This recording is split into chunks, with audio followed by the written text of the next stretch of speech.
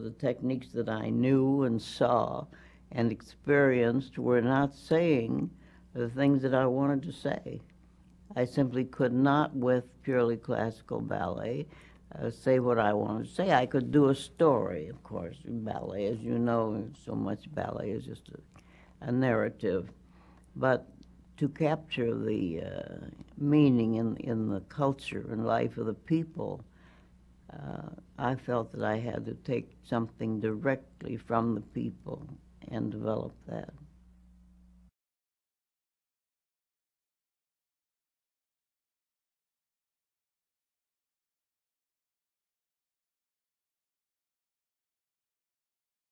Agia was a fighting dance.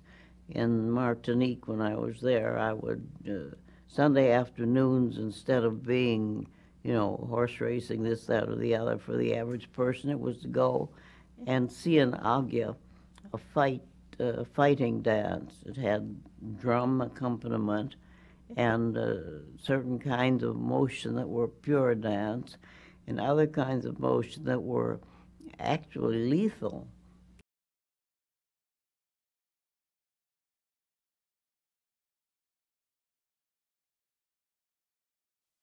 The fourth position contraction is also done with the arm, with a flat hand, showing the influence that the martial arts had on Catherine Denham.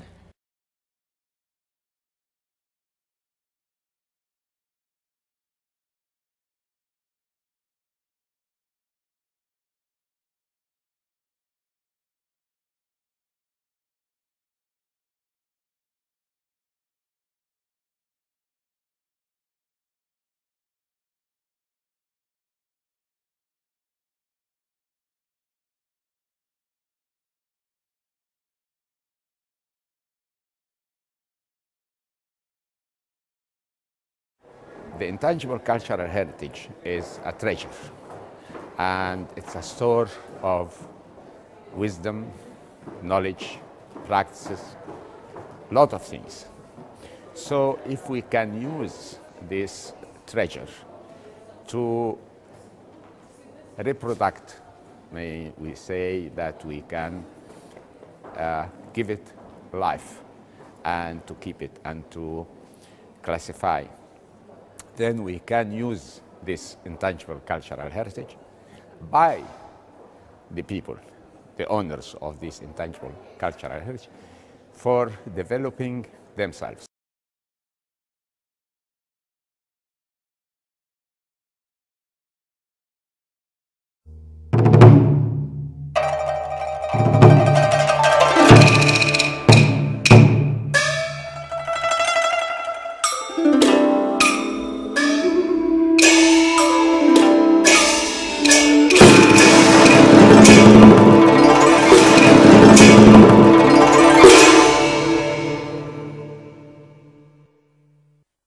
Shadow puppetry is a kind of performing art.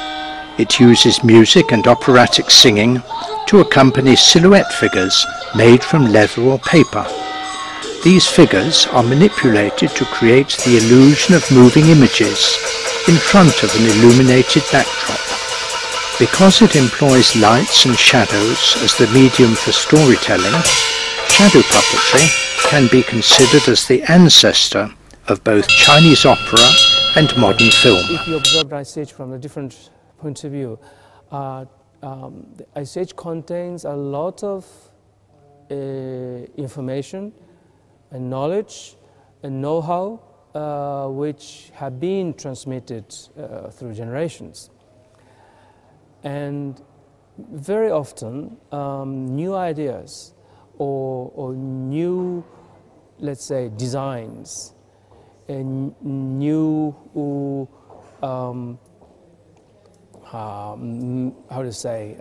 methods can be found in such traditions and know-hows.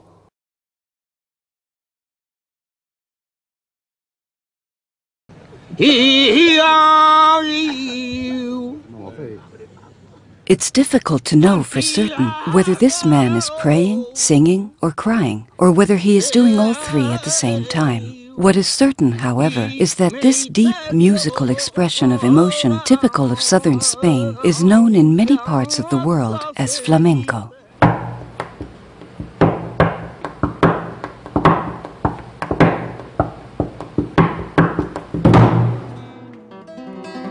Flamenco is a priceless treasure that different cultures and civilizations, from the Greeks and Romans to Christian Jews and Muslims through dialogue and cultural fusion, have kindled over the centuries in the south of the Iberian Peninsula. To complete the picture, at the end of the 18th century, this original version of flamenco was further shaped by the dazzling personality of the gypsies.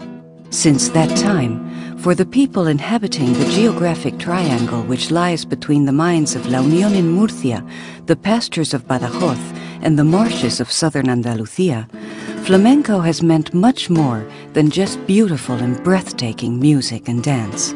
For these millions of people, flamenco is nothing more and nothing less than the substance of their memories and the rhythm of their lives. In other words, it is the hallmark of their identity. A man walked into a Hebrew clothing store and tried on a coat and vest. While the Hebrew turned his back to the trousers, the man ran out of the store. The policeman came by and pulled out his pistol. The Hebrew called out excitedly, "Shoot him in the pants! The coat and vest is mine." Oh, and speaking of pants, here comes the Irisher. Bootski. Good evening, friends. I'm going now to leave you. I hope my reputation I sustained as the bossest and the bulliest little sheeny of all the gospel teens that ever reigned. Hey!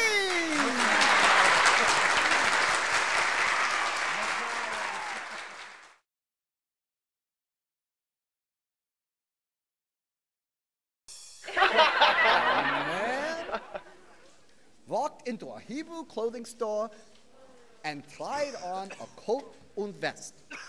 While the Hebrew turned his back to get the trousers, the man ran out of the store. The policeman came by and pulled out his pistol. The Hebrew called out excitedly, "Shoot him in the pants! The coat and vest is mine." Oh, and speaking of pants,